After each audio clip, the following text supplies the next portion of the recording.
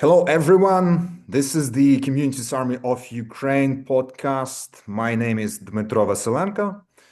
Today, we are talking with Anastasia Slunkova from Ukraine, who has been living and working in the United Arab Emirates for the long time, about the situation in this country, in the UAE. Salam alaikum, Anastasia, Ramadan Karim. Hi, hi, привіт, привіт, Дмитро. Hi, Dmitro. Hi, everyone. Yes. And my first question is actually, what is the current atmosphere in the UAE amid this escalating confrontation between Iran and the US-Israel coalition? Well, it all started. I wanted to start like with just how it all started for me, just so people get the perspective. It was totally unexpected, and it's happened like it seems like just the last weekend. It's probably been like then day 10 for now. And as in the beginning, it it seemed like a joke, to be honest, and especially because you're Ukrainian, you are more resilient and you're used to like many shellings. When I visited Ukraine, when I hear about what's happening in Ukraine, you already are less shocked because the first shock that we had was when the war started in 2022. Although we were not under shelling, but we felt it like we felt very stressed out. So in this time, it's hard to say exactly. I was checking on with all of my friends who are from different countries, so the moods were mixed. People who are from more like Eastern Europe and are slightly more used to some like civil unrest, some happenings, like some of my friends from Romania, from Poland, Ukraine, what else? Like from Balkan countries that have been through the Yugoslavia war are a bit more like calm. I think some of the Westerners who have not encountered anything like that are a little bit more worried. People from the Middle East, there are so many people here with the Lebanese descent from Jordan, from Palestine, from Syria. I think for them it also did not seem like such a big shock because a lot of those people have experience of some sort of um, things like this in their life, but I'm not sure about all of the others. The whole atmosphere has been more quiet, like people avoid more like fun activities, I would say. In the malls, it's not as many people, less people. In Dubai, maybe there were more like tourists definitely are acting differently to the local residents because here we mostly are. Around the residents in Abu Dhabi, in the capital, and probably maybe more protected. So everything's been a bit more calm, and there was no like big shocks, to be honest. So atmosphere has been okay, but we are monitoring situation, and we're trying to understand how long it's gonna last. Yeah, if you want to ask like about the escalation and conflict, like is there any more specific question of Yeah, actually, there have been some speculation that the UAE Mhm. may have responded military recently on Sunday. From what you observe locally, how serious is the situation? And do people believe the country, the UAE, is prepared for a potential, let me say, large conflict or war with Iran? So regarding the preparation for the full scale or for any possibility of the attack, it seemed that especially after initial Abraham Accords, when things changed with Iran, I actually missed out like when it was all in the news. So people in the region, I think the clever people, especially who are understand about politics, they were slightly like not shocked, but they were like, okay, this is interesting. This is new line. When they have reconciliated their like relationship with Israel, and they decided that Iran is the only threat to the region. I think we saw steps. Of course, everything they do is very confidential, but from what I understand, there have been good preparation to protect the region because they have the means. They want to protect their nation. The nation leaders are really caring about like, their own people and other people. They even have this happiness ministry that probably like researches how people like feel to make us feel safe. From what I understood and from what I heard, that with the help of some other countries, they have developed a protection system to be ready for any such event. But I'm really not really sure if they would be preparing for like their military to be the one like to attack, like not like in Russia, like when they prepared people to go into the war. Mhm. What I heard today, actually, Nothing, it's not that I think it's, yeah. even the Prime Minister of Australia, Mr. Albanese, said that Australia is planning to send its military aid, its aircraft, in order to protect, to defend the country, the UAE. By the way, it's really interesting. Will Ukraine be involved somehow? Because as we know in Ukraine, and nowadays not only in Ukraine, Ukrainian drone manufacturers have gained unique experience in countering Iranian Shahed drones during the Russia-Ukraine war. Some companies are now considering exporting intercepted drone systems, and there are reports of interest from the United States and several Middle Eastern countries. From your perspective, Mhm. would the UAE be interested in such technologies and Ukrainian expertise in counter-drone defense? Yes, yes, to 100%. So, when Ukraine war started, it's one of the latest like modern wars in a where drones were used. So that's why I guess like Europe does not understand. Like that's why like Europe and US couldn't really provide anything that could help with this type of weapon that is modern, that can go anywhere, that is not controlled, and you can't have enough missiles to defeat your country from hundreds of drones that are so cheap to produce.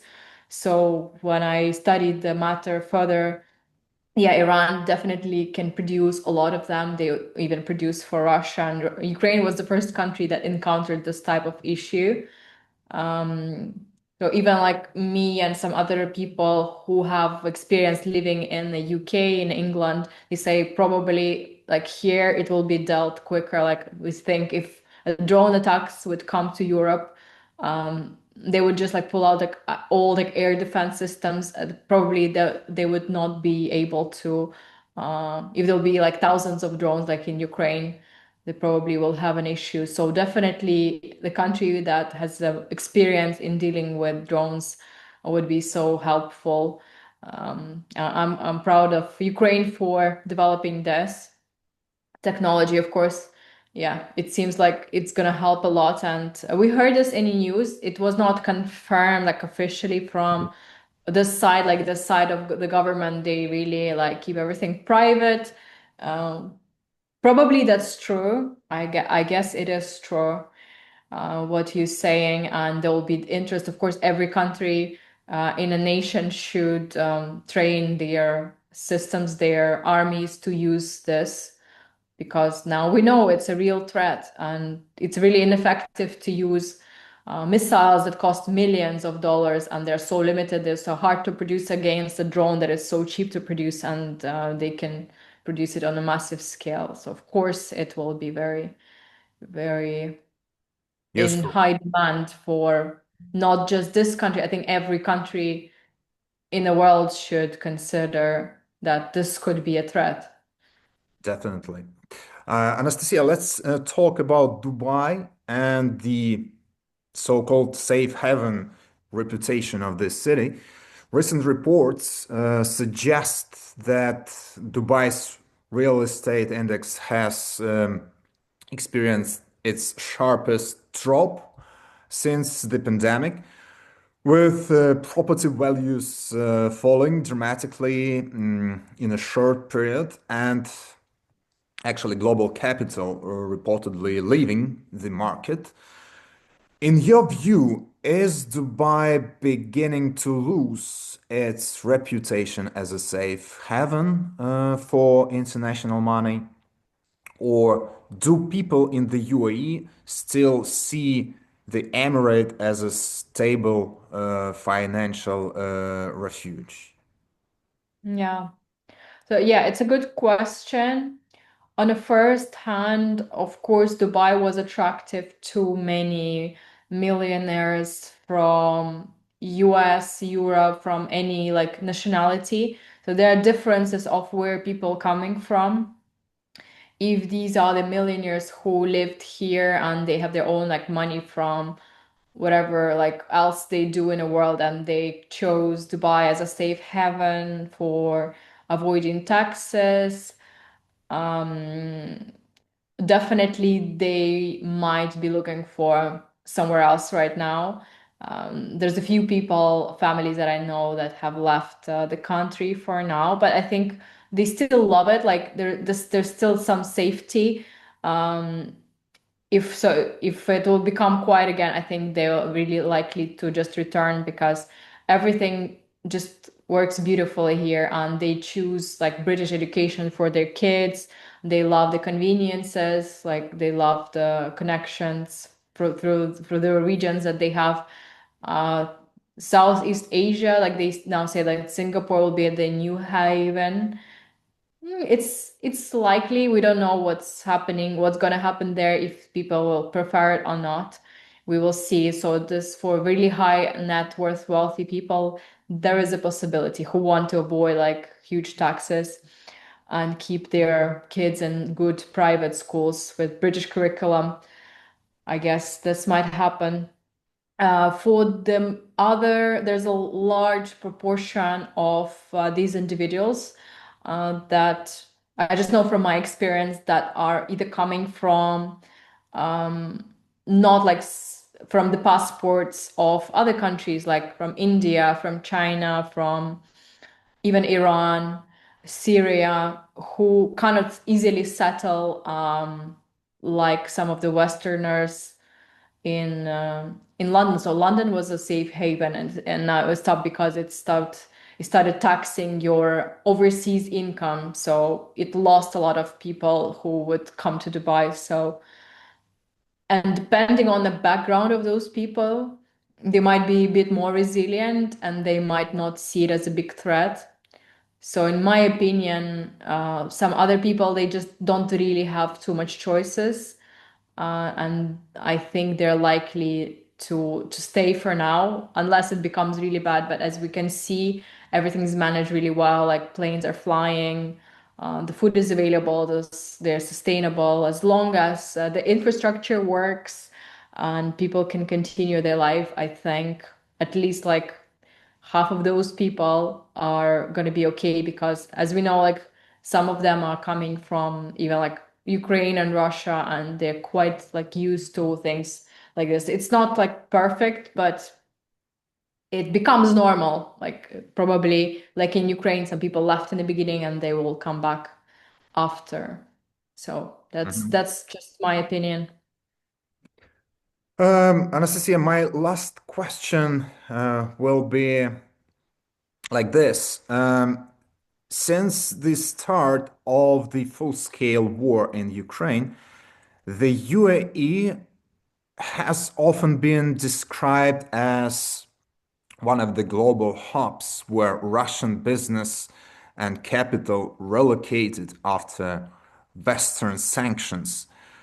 Given Russia's military partnership with Iran and reports that Moscow may be providing some intelligence support to Tehran, do you think that the United Arab Emirates might reconsider its position toward Russia or move closer to the Western sanctions regime? Yeah, to be fair, even I don't know exactly even if they sanction the Iranians who are also like coming to the country with the money where they cannot put it. So I would say like it's not likely, to be honest, that they change it. So they try to keep like a to treat everyone kind of the same. This is why they exist probably.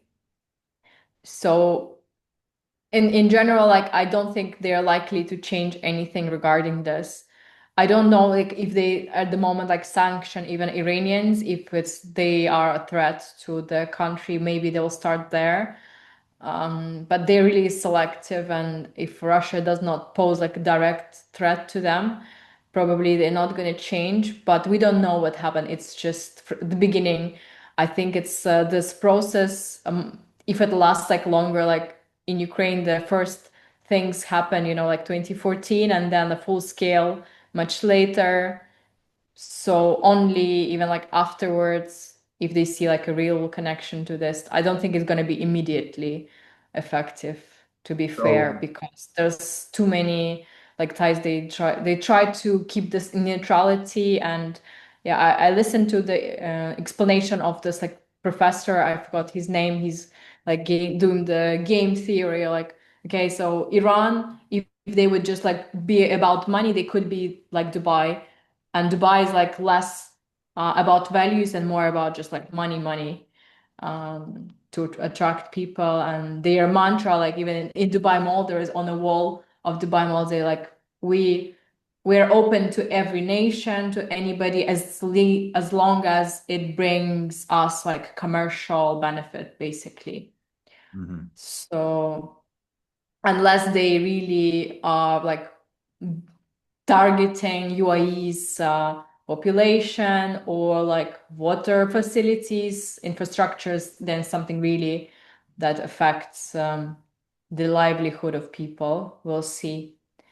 But they might reconsider. There's now only like two people in a helicopter who died. Like I think it comes with like when you see like some people who really suffered, and the moods change around this, so it might happen, but not really immediately. So let's at least hope that the Yeah. UAE will gradually move closer to the sanctions regime against Russia. Thank you so much for this conversation, Anastasia. Remember, wherever you are Ukrainian and you are a part of the big force. You have superpower to be Ukrainian. Thank you so much, Anastasia. Thank you, Dmitro. Bye bye. Bye bye.